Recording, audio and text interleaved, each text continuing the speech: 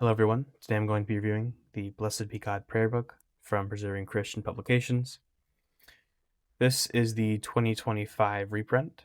I got this directly off of the Preserving Christian Publications website, although you can buy it off of a few different websites, but I wouldn't trust them with the current reprint. Preserving Christian Publications seems to be the only one that has the current reprint in stock.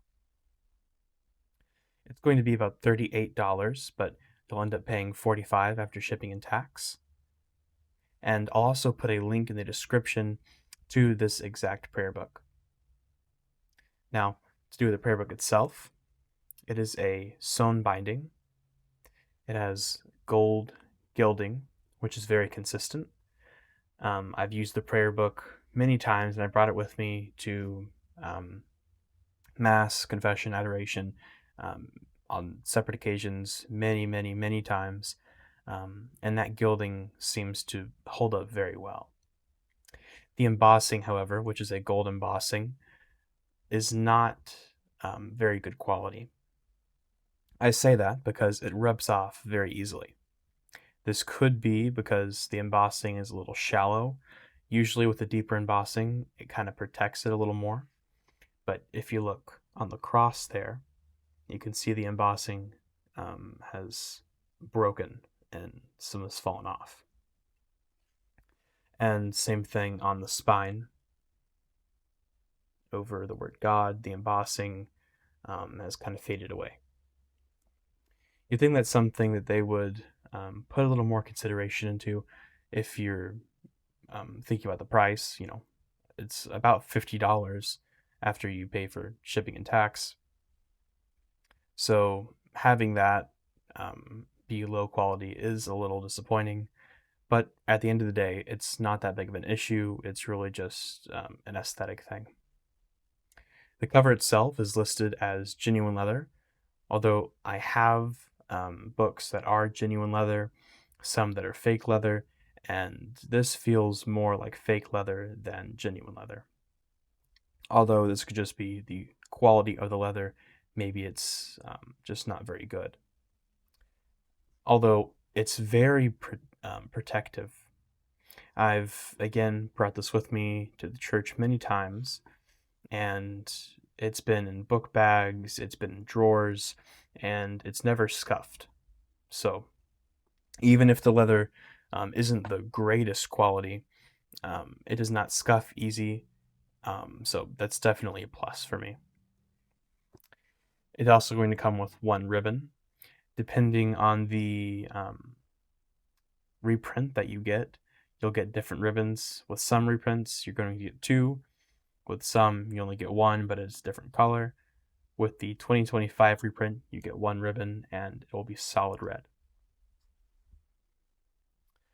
The pages are also an off-white cream color, which is actually much easier to read from compared to the more standard office white paper.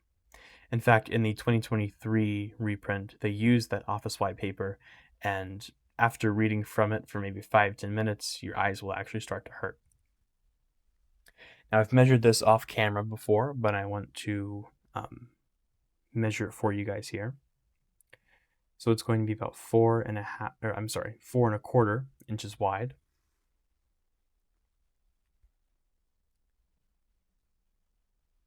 About 6.5 inches long, and about a half inch thick. So it's a quite compact prayer book. It's a fairly good size, especially to bring with you to Mass or confession, and it's not going to seem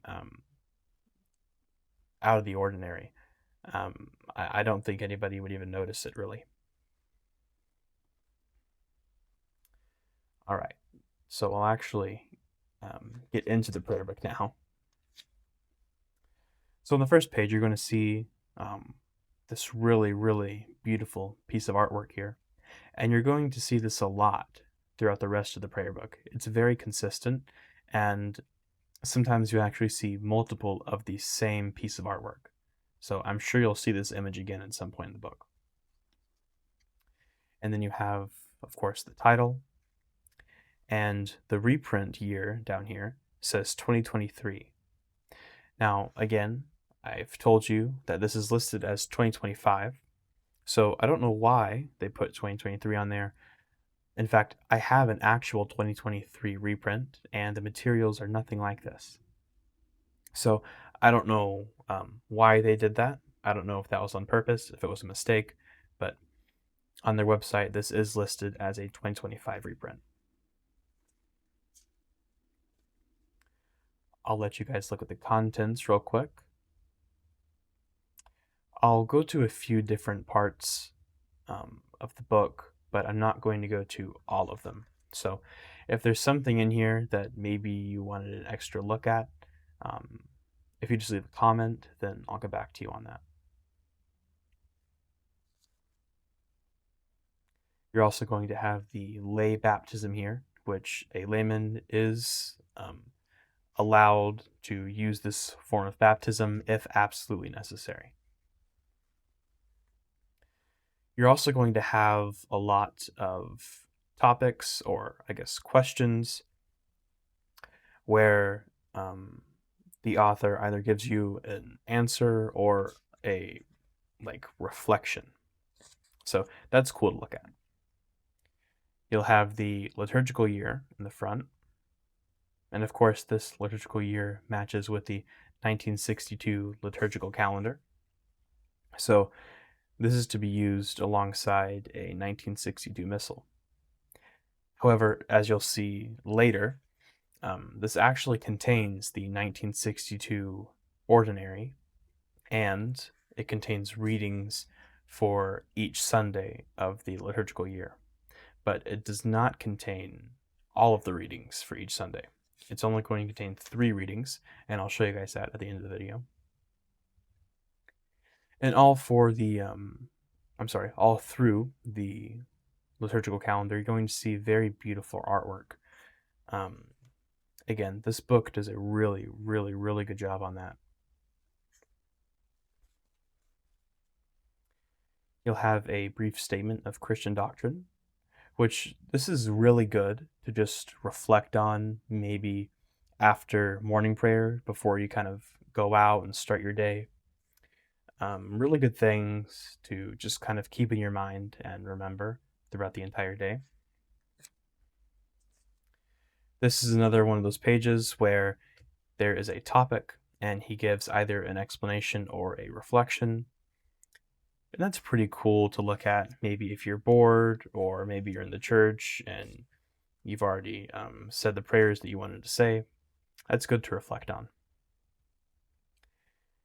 You get into morning prayers here, which this is really good to use in conjunction with the Roman Breviary. I do that very often.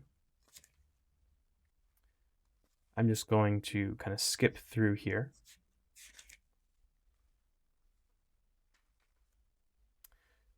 Another thing you'll see in the prayer book are these indulgences. So with a lot of prayers, they're going to have an indulgence of a certain amount of time. Now, there's a bit of confusion on why the church did this and what it actually means. A lot of modern Catholics think that originally means that the church was granting a certain amount of time off of purgatory if you prayed that prayer. But in reality, the church was essentially saying this prayer is equivalent to that amount of time of penance. So, saying "Blessed be God" was equivalent to 500 days of penance. And that's something you'll see with really all traditional Catholic prayer books. Most of them still have the indulgences listed. And here you get into morning prayer, which again is good to pray in conjunction with the Roman Breviary. And then you have devotions for confession. Now this is really nice to bring with you to the church if you're going to confession. There's going to be prayers before you have your confession, but then an examination of conscience. Now this examination of conscience is particularly long. It's going to have the 10 Commandments, but it's also going to have several different questions attached to each commandment. So you can, at least mentally, or maybe if you have a bad memory, you can write it down, which of these sins you have committed, and bring that with you into the confessional. And again, it continues. And then you're going to have prayers, or just some more prayers. And then you're going to have your act of contrition, and then the actual manner of making a confession. This formula here, you're probably not going to see that used in a Novus Ordo parish. In fact, if you were to use that, the priest might even stop you halfway through because he doesn't really know what you're doing. However, if you go to an FSSP or an SSPX parish and you go for confession, I don't think that's going to be controversial. If I had to guess, the priest will understand which formula you're trying to use. And again, there's some prayers. These ones are for after confession. And then you get into devotions for Holy Communion. So prayers before communion, Thanksgiving after communion. And I will say, I use these just about every single time I go to Mass if I don't use them, or if I don't use the prayers that are already in my missal. And then here you have the ordinary of the Mass. So you begin with the asparagus, or if it's Eastertide, you begin with the Vidiacum.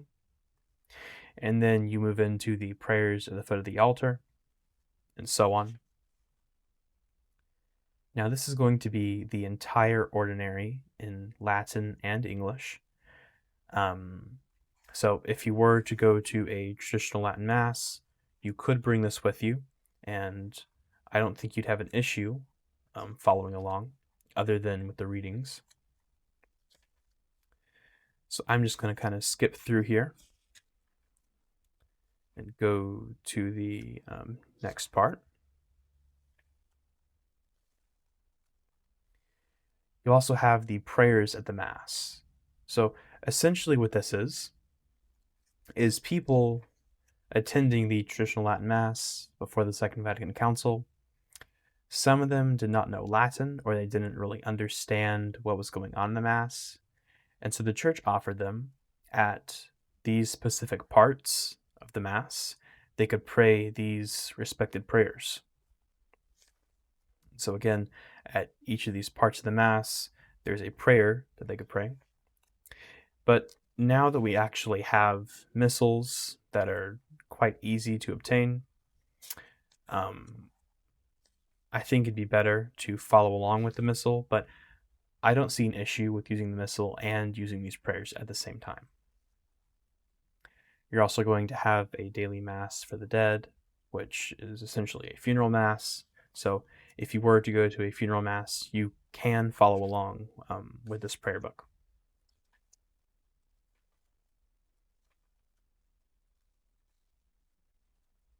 You're also going to have the ritual for the celebration of matrimony. So again, if you're going to a wedding in a traditional Catholic parish, you will be able to follow along with this prayer book. You're also going to have Vespers for Sundays. I have not used this prayer book for Vespers, but it seems to be everything that is in the normal Roman breviary, so I don't see an issue with it.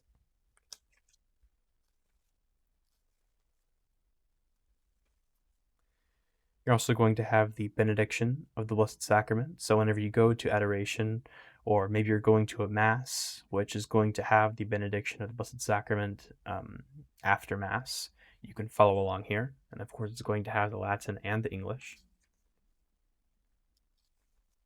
and the respected prayers. Then you have the devotions for the holy days and special feasts. I'm actually going to skip through this, and I will jump to back here, because this is probably the coolest thing about this prayer book, is that it has these readings. So for example here, for the first Sunday of Advent, you're going to have the collect, the epistle, and then the Gospel. Now, it's all in English. It's not half Latin, half English like the other pages. Only English and only those 3 readings. And it's going to have that for each Sunday and for each kind of main feast. And just to show you guys again, the artwork in here is just magnificent. Now, I'll go back here and kind of just glance around at the prayers here so you guys have some idea. There's devotions to the Blessed Virgin. It's going to have the Holy Rosary and the 15 mysteries rather than the 20 mysteries. You're going to have some more devotions to the Blessed Sacrament. So, going to adoration, you're going to have some extra prayers. And then prayers for the Holy Hour before the Blessed Sacrament.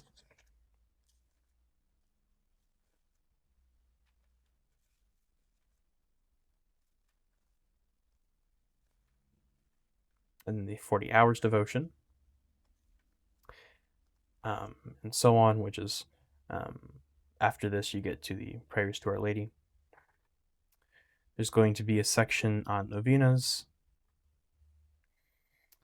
There's also going to be, which my favorite section, the devotions for the days of the week. I have not found this in really any other prayer book, and so this is really, really cool to me. Each day has a particular devotion attached to it. And so what this book does is it essentially lays out some prayers for those devotions. You don't have to use these exact prayers, but at a minimum, you can see that each day has a particular devotion attached to it, right? And before getting this book, I never knew that this existed. I never knew the church kind of had just traditional devotions depending on the day. So that was new to me when I got this. I think this part is going to be a little more familiar. Devotions for the months of the year. I think most people know that certain months have a particular devotion attached to them. You're also going to have devotions to the Sacred Heart within this book. Luckily, I just opened up to the page. And this is another case where the same image is used twice. If you remember, this was at the very front of the book, and it's here used again. And some other devotions to our Lord. You're going to have prayers for the living, and then also prayers for the dying, if I can find it. Yeah, prayers for the sick and dying.